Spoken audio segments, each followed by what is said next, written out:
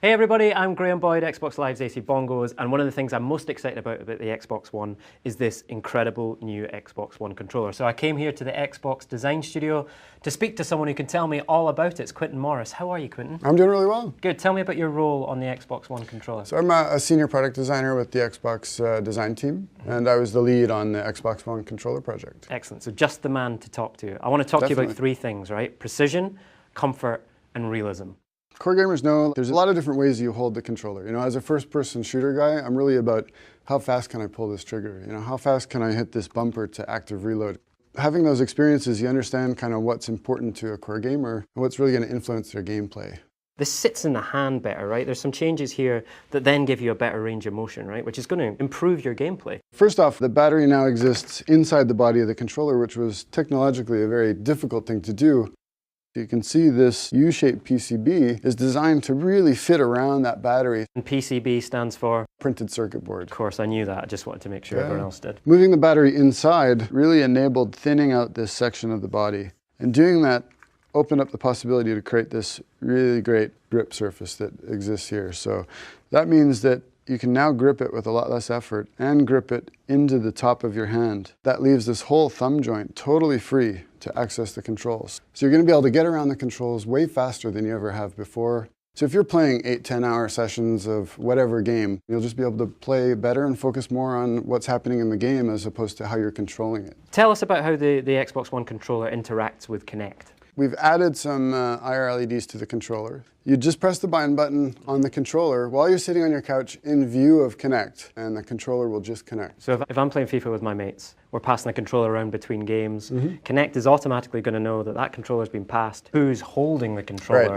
as well as which controller. Yeah, so you can get in and focus on playing the game and enjoying your time with your friends. Real hardcore FPS players, they love wired controllers, right? That's all they play with. You can connect this with USB to the Xbox One and it instantly becomes a wired controller. Right. This is new. This is something we haven't done before, but as soon as you plug it in, all the data will be sent over the cable. So you're getting now a wired and wireless controller in one. Tell us about some of the changes you've made to make sure it feels more comfortable. We reduced the spacing just a little bit between the ABXY as well as on the bumper and trigger to really make it quicker to get around.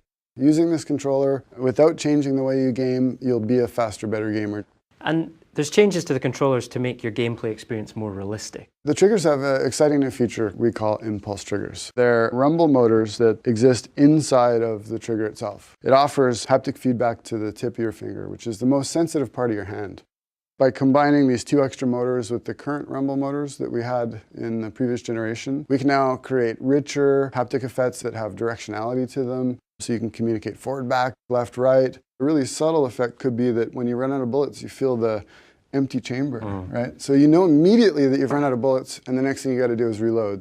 So another big one is the magnetic trigger sensor. We've eliminated all the mechanical parts that used to be in the old controller and replaced it with a mechanical digital sensor. So it means that it's twice as sensitive as it ever was before. So in Forza, when you're trying to feather the gas, you'll have that much more control over that gas pedal. And let's talk about this D-pad as well, because it's pretty significant changes here, right? The pivot point for the D-pad itself had to be as high as possible. By moving that pivot point up, we get really nimble action.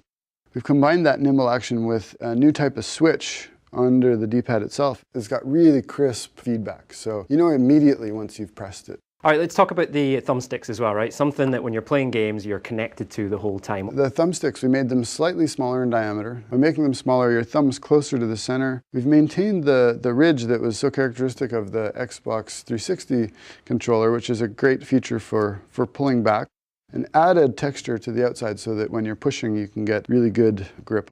So the other improvement that we made was we were able to dramatically reduce the dead zone in the stick itself. By reducing the dead zone, we've increased accuracy and precision dramatically. One of the things I've heard from gamers that I speak to is that they love the Xbox 360 controller so much. Right? They're a little bit worried that this is going to be slightly different. We've been working on this for 2 years, and our main goal was to make sure that the Xbox One controller was familiar. And we talk about the 40 improvements, and most of those are fairly small things. When you pick it up, it doesn't feel like a totally different controller. It feels like a better controller.